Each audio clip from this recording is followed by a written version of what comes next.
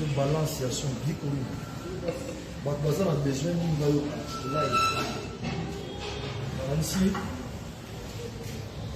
au monde la solo, c'est comme ça. Regarde, ça va, il n'y a pas de problème. En fait, au monde, le solo qui a un comme les cas. Au monde, il faut la team dans son monde entier. Après, à 180, après, nous avons 67, 65, 65. C'est-à-dire solo,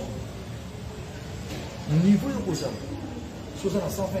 Donc on a 4 jours de communauté. C'est-à-dire au Kokita, mais nous tous dans la musique, dans la souka salle, à ça quand même quand je perds au yoga sur les oreilles. Parce que référence à la musique à live solo, nous avons passe.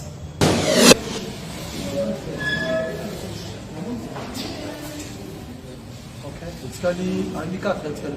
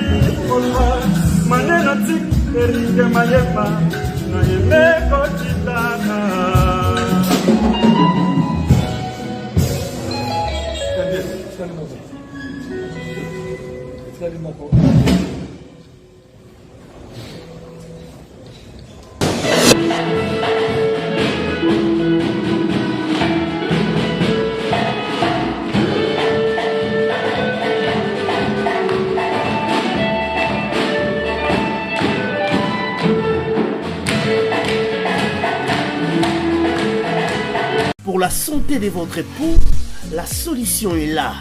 Grass Light. Grass Light, elengi ya loposo ya mwasi africaine. Grass Light, ezali produit ezana sans hydroquinone, soko olingi ozala kitoko lokola ngai sans tache. Yaka na Grass Light. Grass Light esalami na fruit, esalami na plante, esalami na loso pe esalami na bambou. Mafuta kitoko o ezongangisa loposo lokola ngai, ozana tache te, ozana ride te malgré âge na yo. Grass Light tozana mafuta pona nzoto, bongo tozana gommage, tozana l'huile de visage, tozana sérum booster, tozana savon pona kongangisa loposo. Contactez Grass Light, composez le plus 49 176 21 99 49 42. Grass Light, elengi ya loposo na mwana Congo. La maison Makamba ko bouger esili. Kaka na portable na yo, oza na Google Play Store, oza na Apple Store. Allez, osala nini? O télécharger na kati ya portable na yo, o télécharger application mobile. Ya Tap Sound. Donc TAP-SAND. Allez, niatato leka. Au koti ba coordonnées bancaires na yo, au tindi mongo na yo na Congo. Sans frais, bandeko tala ba chance. Oh, frais d'envoi exacté. Sans frais d'envoi. Bato baza na Congo, bako zwango bongo na Orange Money to bakoki ko zwango na Airtel Money. Bazuya ngomba la moko na Congo, 100 000 nando, tala nzambe nga sala. Pour vous offrir bien plus qu'un flat hôtel et faire connaître la nouvelle expérience, Oredezo Commercial Kinshasa à travers l'Afrique centrale écrit une nouvelle page de notre histoire. Un service de rénovation sans équivalent, conjuguant dans une même dynamique plusieurs offres d'exception. Flat Hotel avec de chambres de luxe, supérieures et exclusives, répondant aux normes internationales, Oredezo est un palace iconique. Restaurant au menu exceptionnel, muni salle de conférence qui dévance les attentes d'une clientèle toujours exigeante. Boutique d'habillement au tempo et à la mode. Oredezo Commercial Kinshasa vous garantit le meilleur tarif pour vos frais et transferts d'argent avec une agence sur mesure et professionnelle. Aussi pour vos frais maritimes Paris-Kinshasa, Oredezo, c'est aussi le commerce général. Vous voulez savourer l'ambiance de la capitale Kinshasa? Pas de panique. Oredezo met à votre disposition un transport permanent de l'aéroport de Njili jusqu'à votre destination par réservation. Oredezo, c'est aussi l'assistance voyage touristique et d'affaires. Oredezo est à Kinshasa sur l'avenue d'Ibaya Awitz, quartier Matongé, dans la commune de Kalamou, derrière la maison de la Bible. Pour tout contact à Kinshasa, plus 243 99 83 253 26 81 97 38 612. En Angola, plus 244 92 34 14 471. À Paris, plus 33 75 128 21 63. Oredezo Commercial Kinshasa, toujours avec une longueur d'avance. Merci bien, chers internautes. Là, nous sommes sur la page officielle de Son Excellence Ngama Makanda Werason, les phénomènes de la musique congolaise et africaine, pour vous lancer, bien sûr, cette campagne de préparatifs de ces grands concerts de retour sur scène de cette méga star de la République démocratique du Congo au Zénith de Paris. On commence à compter les jours. Werason est en train, bien sûr, de se mettre en jambes, ensemble avec son ossature, ensemble avec ses musiciens, pour que ce spectacle soit un spectacle totalement réussi. Nous sommes où ici? Nous sommes dans la ville-province de Kinshasa, commune de Lingwala, chez Kabinda, centre, un lieu dans lequel Werason a voulu à ce que ces préparatifs se passent dans les meilleures conditions. Ici, nous sommes donc confinés. Il y a des chambres aussi réservées pour les artistes musiciens qui seront internés ici jusqu'à ce que nous allons tous prendre l'avion pour la destination Zénith de Paris, dans la ville parisienne qu'on appelle ville des Lumières. Là, donc, je pense que nous sommes déjà en train de vous lancer, bien sûr, cette campagne de préparatifs de Werason, Son Excellence, Monsieur l'ambassadeur de la paix, avec les musiciens. Je pense que lui-même, le roi de la forêt, va devoir effectuer son entrée dans cette salle pour que cette campagne puisse commencer effectivement. Donc là, nous sommes en train d'assister à l'entrée du phénomène de la musique congolaise.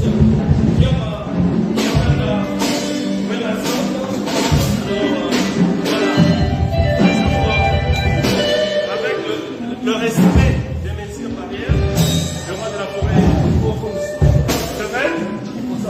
Voilà, le roi de la forêt. Donc c'est parti, je pense que cette campagne vient donc de commencer, c'est épisodique, ça commence aujourd'hui jusqu'à ce que nous serons à Paris ensemble avec Wenge Musica, mise au maire. Sans plus tarder, vous qui suivez en direct chez Werason dans sa page officielle, bénéficiez bien sûr de ces temps forts, de cette répétition spéciale, parce que vous en avez les droits. Et c'est parti, merci.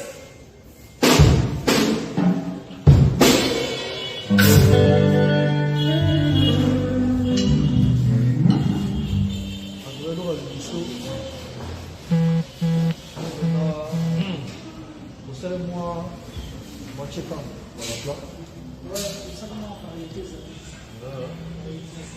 Une balance à son bico. Baza a besoin d'une live. Ici, au monde la solo, c'est comme ça. Regarde, ça va, il n'y a pas de problème. En fait, au monde, le solo qui a on a pas connu les gaz. Moni fanatique nous sommes monde entier pour la maison mère. Ça y est, chala la nasaki, ba pesa la magati na répertoire. ya banzembo oyo bango balingi tobe siko banzembo oyo bango mpe basengi fo tobeta bango so tolobi ke tosala plaisir na bato mosusu oyo bino boyeba so toyemba c'est-à-dire c'est du total intérêt ya orchestre parce que lelo monde entier bato bazozela concert ya zénith kaka na regrete bato oyo yamba mosusu na minute oyo balingi basomba bie balingi babikisa nazali ya moto ebetinga na yebi te mais grave eza te eloko ya liboso oyo tosala il faut toprésenter fanatique musique moko donc ezala nayebi te comment ekoexplike nini yango dikorio baza na besoin surtout balance chepanga comme solo soki instrument tozoleta tosala kaka tolanda étape par étape solo accompagnement mi-solo, basse, percussion, Kako ne parle même pas. Kako de Tina Beta, il dit à cause de ce Tina Zéro, qui a bombi Pétard. Pour ceux qui sont là, pour les gens qui sont accompagner les gens qui sont là, on a besoin de le solo. Et puis on a remarqué déjà que on a voir un côté où je suis. C'est tout. Celui qui est dans 120, pour y avoir la même chose. Après, en 80, après, nous avons 65, 65, 65. C'est-à-dire, solo, niveau de Rosa, 120. Donc, on a 4 années de communauté. C'est-à-dire, au Kokita, mais nous avons la musique, dans Souka Sal, à ça, quand même, quand je perds au sur les oreilles. Parce que, référence à la musique à live, solo, passe, tourne dans les mers, et il avance sur percussion. Le ego, nous sommes toujours il faut du maramini, dans la temps vite. Et le ego, c'est le mouvement, ça veut dire que c'est ce que je la solo, dans la balance. Il y a très important. Le photo, retenir, il y a tout ma casse. Il faut attendre ce qu'on travaille. Pour moi, mais espèce d'un homme qui est du tout, il faut chanter dans la vraiment, je ne sais pas. Et dans le niveau mot qui est nous sport dans la carte salle, c'est-à-dire à ta zone souka, à jouer la guitare solo, à jouer la guitare accompagnement, à jouer en basse. S'il faut composer tout, si on a dit que déjà comment on m'a cassé, mais tout déjà monter pour et vous plutôt dans le parce que le là. Et vous voyez bien, il va le ça. Il faut jamais que Bantou, on leur parle la mission, va pas à Bazali. Parce que ça fait 10 ans, à mon avis, se sauter, à eux qui étaient zongis, Makamou. Pour moi, dans la famille, nous susciter. Ma famille, pendant papa, maman, maman, maman, maman, maman, donc, on respecte Makamou. Ça, là, on va se faire. Bon, on va balancer le terrain. On va dire.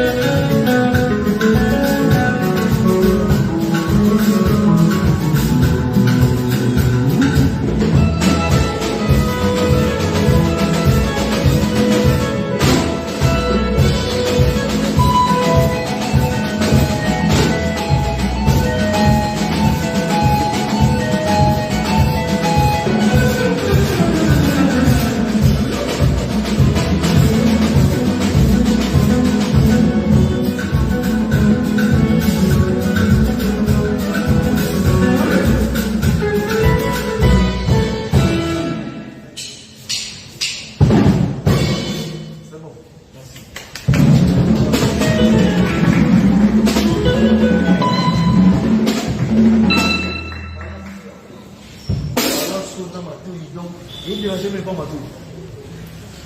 Là, là, ils ont poussé à vous ne déranger même pas ma tour.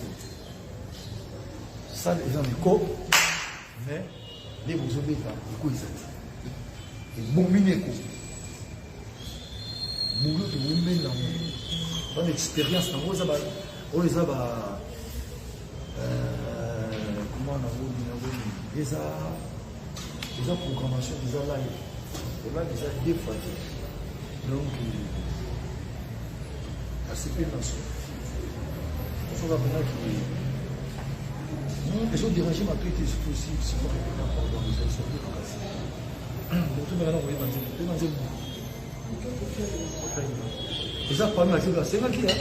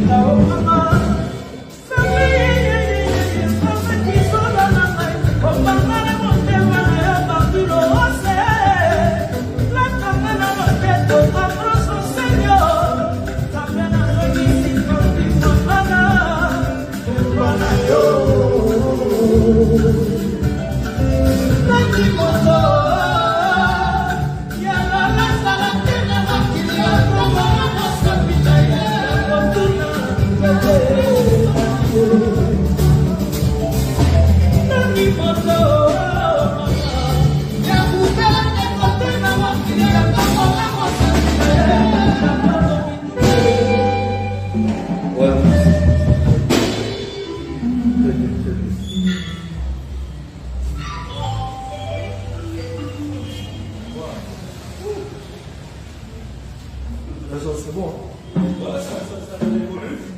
Je pense que vous pouvez vous mon ambiance, comment est-ce que ça se passe. Donc, les préparatifs vont travailler avec son excellence, monsieur l'ambassadeur de la paix. Ce n'était qu'une première étape. Maintenant, c'est la seconde étape avec l'artiste Werason et Wenge Musical de Sommer. C'est parti. Oh. Et ça continue, non? C'est nice.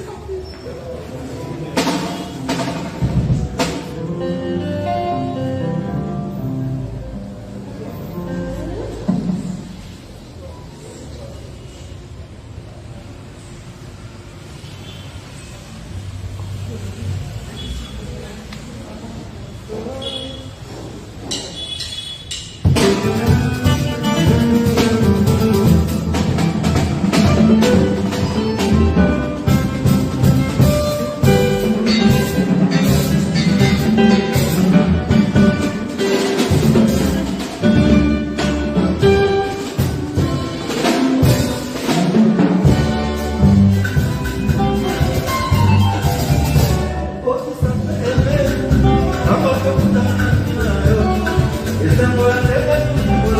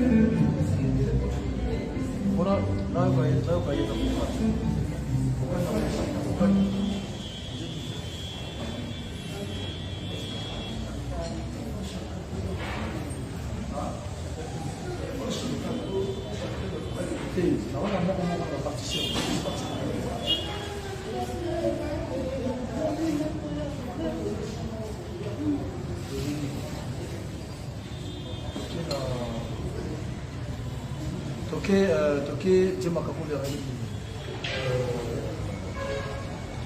da etaka refuna no ba no na buka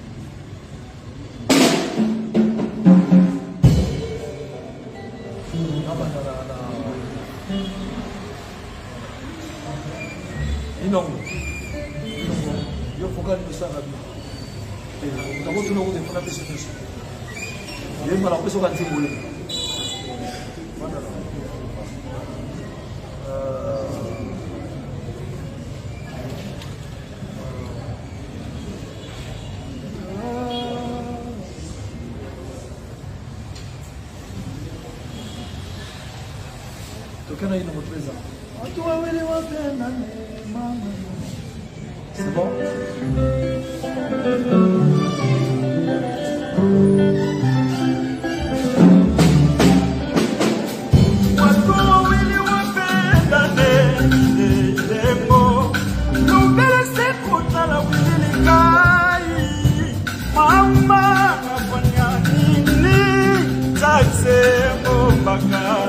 Asalibo ya mikumu na yangia pu Koda mote muna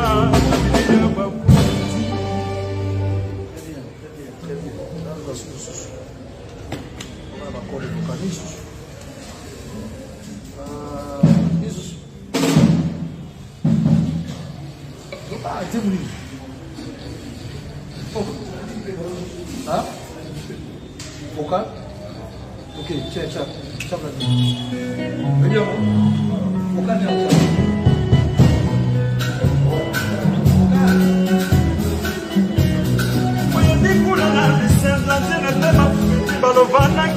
Maloba oyo tolapana epai ya dolo makanda motika te wili likai ya wela nsuya na bolingo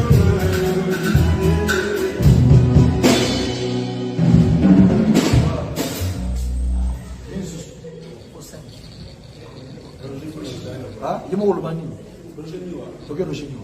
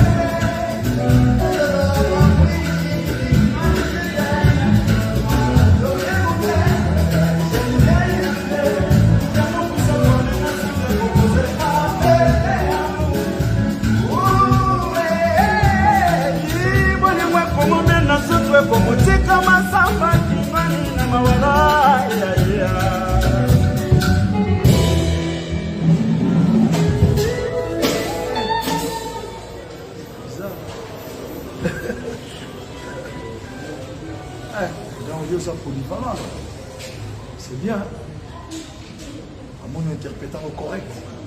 C'est bien. Bon.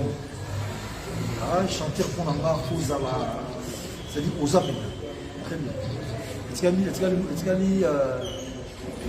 Sami Bali. Pardon? Fanyada.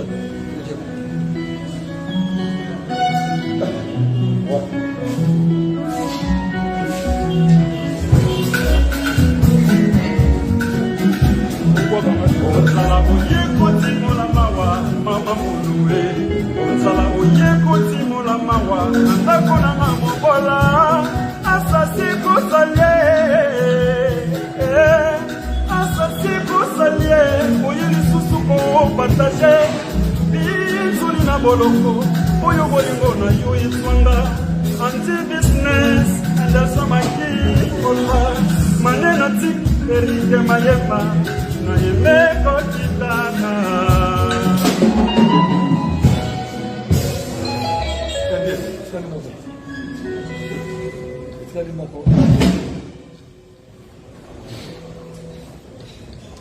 Parce qu'au monde esprit, c'est bon.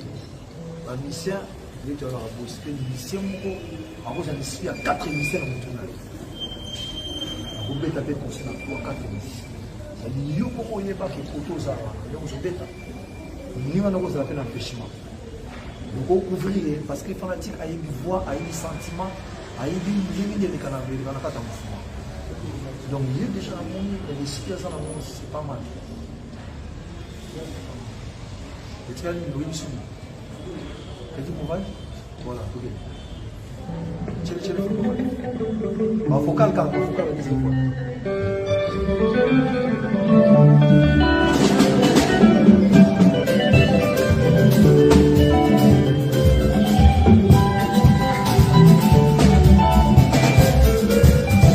Akanda se motema modogo mere ari papa na boya kilo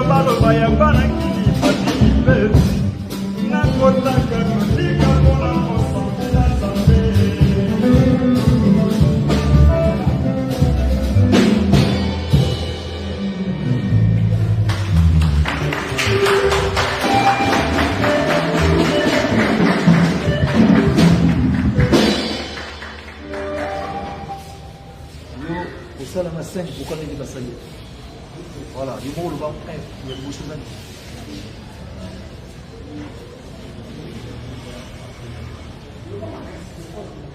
Hein? Pardon?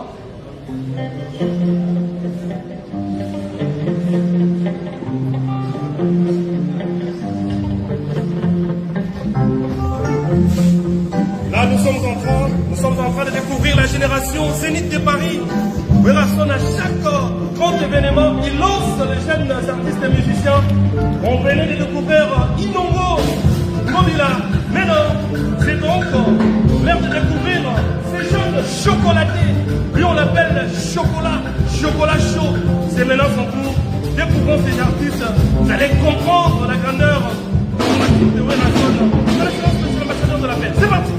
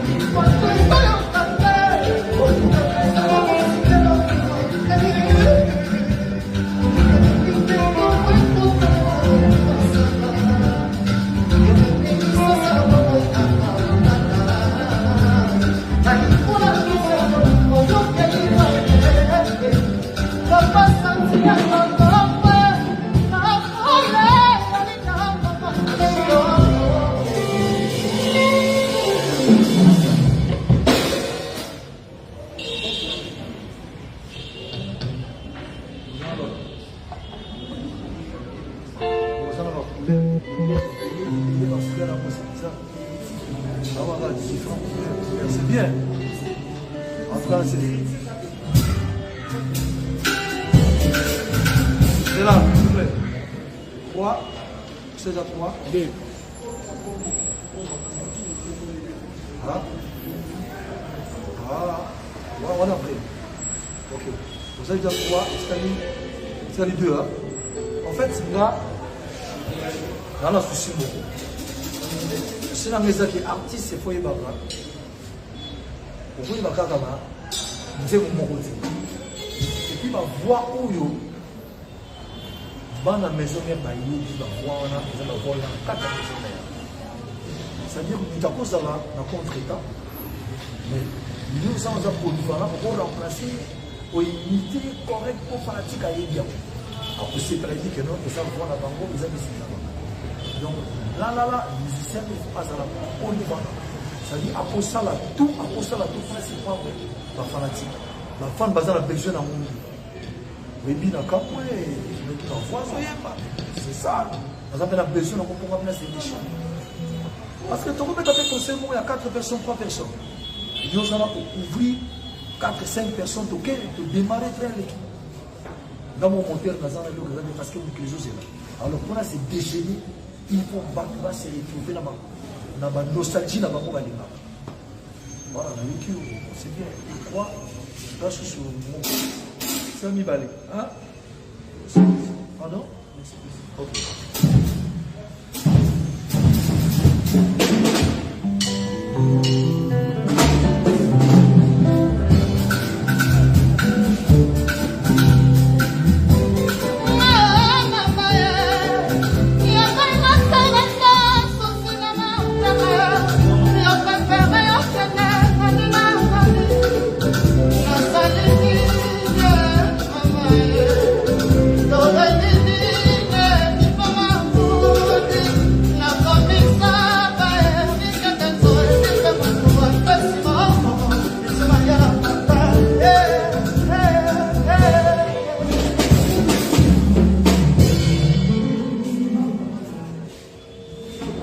Quatrième, c'est le mot. C'est le mot alors. C'est le mot.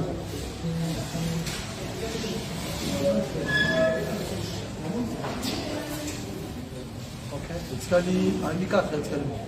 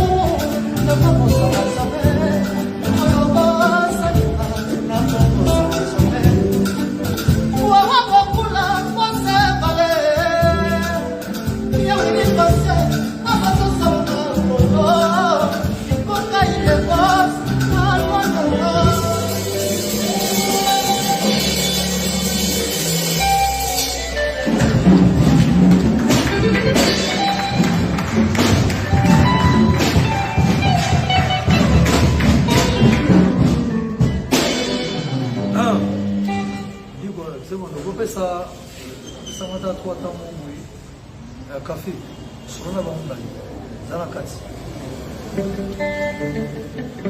kucha café na kati café sona baundani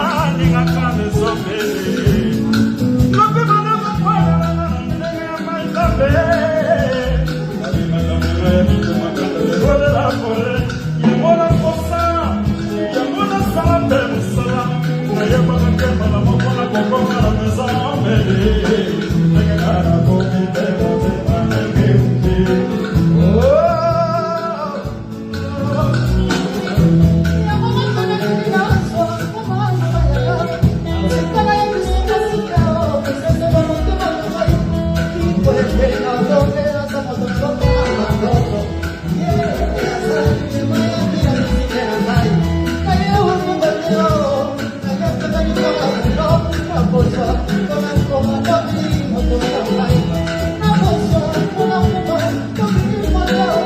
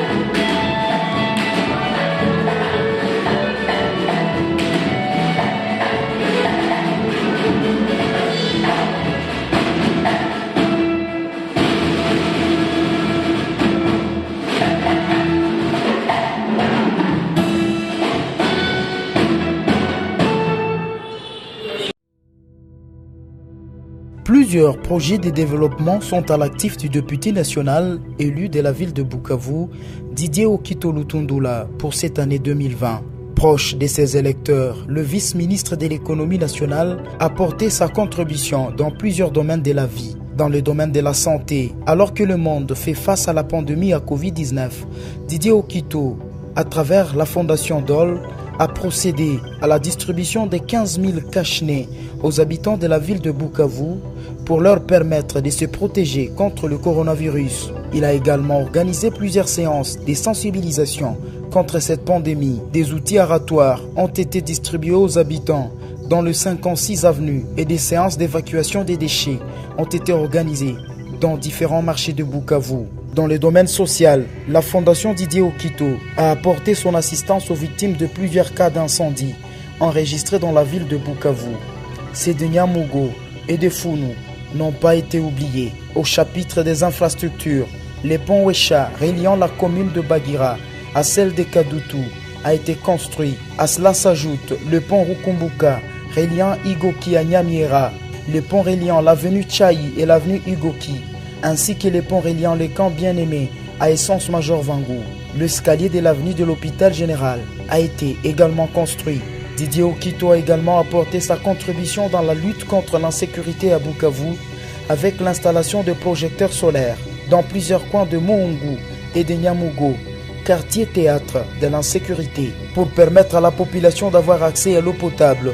Le vice-ministre de l'économie nationale et patron de la fondation Okito a également construit des bornes fontaines à Kalingira, dans la commune de Bagira. La belle femme ne peut donner que ce qu'elle a.